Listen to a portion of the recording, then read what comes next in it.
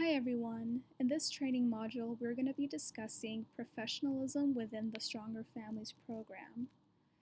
So here we have some principles that I feel would be important to discuss as far as what we're looking for in our ethical practices as family life educators. So these are very much abridged. There's a lot more to it, but basically what we're looking for is respect and sensitivity when interacting with the families. Always make sure that you're aware of the impact that you have and the power that you're given. A lot of information is going to be disclosed to you, and always make sure that with that information you're doing what is ethical and what is the best for the families. Also make sure that you have clearly defined boundaries. This can get tricky later on, and we want to avoid any kind of situation, so make sure that you are mindful of these things. Also, with your relationships with your colleagues and other professionals, you want to make sure that we are in a very kind and respectful environment, free of any tension or conflict. So here we have 8 principles that we're going to be going over when we're looking at what it means to be professional on site. So number 1 is being proactive. If you find yourself in a situation when you have a lot of free time, or maybe your family didn't show up, there's not much to do, ask your site coordinator, or always try to find something to do to stay productive and not wasting time while you're on site.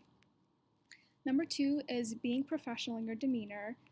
The way you come across, your vocabulary, how you interact with other individuals is very determining of how families respond to you, how your colleagues respond to you, and if you're professional, then it's going to be positive.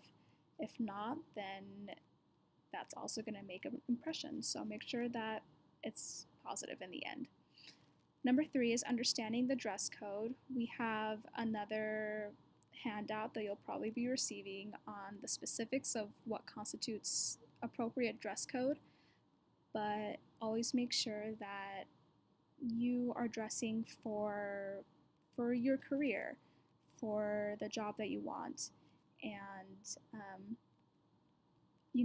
during the summertime, this can be difficult because we're not as clothed as fall and winter, but still we have to make sure that we look professional and that families are going to respond well to not only how we act, but how we look too. Number 4 is keeping your electronic use to a minimum. Now, this can be difficult if you have lesson plans or if you have any kind of thing where you're needing your phone to do your lessons or communicate with others. If you can find any way to maneuver around that, to keeping your phone in your pocket or turned off. Of course, there's always going to be situations when you're going to need to be in contact with somebody, and in those cases, please make sure to contact your supervisor or your coordinator. But other than that, it's always best to keep your phones away and to be 100% present with your families. Next is making sure to use your time wisely. This goes along with being productive and proactive.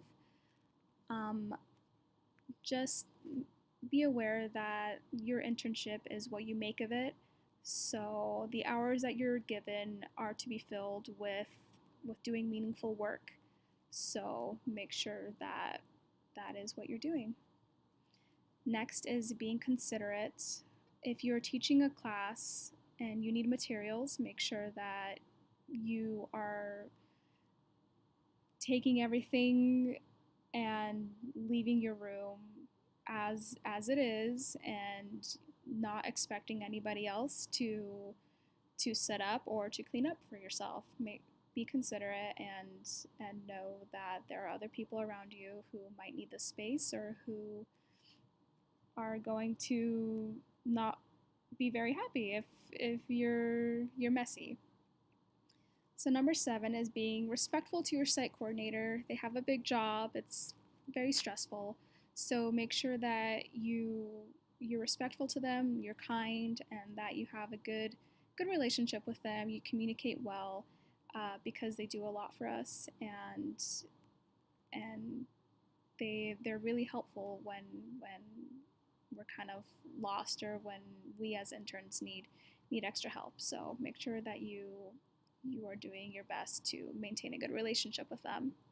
And last but not least is being kind. Be kind to everybody. I know this is really obvious, but again, you do leave a really big impression on not only the families, but on everybody you work with. So make sure that that impression is a positive one, and that later on in life, when you're on to bigger and better things, that this experience is going to follow you and also influence the work that you do.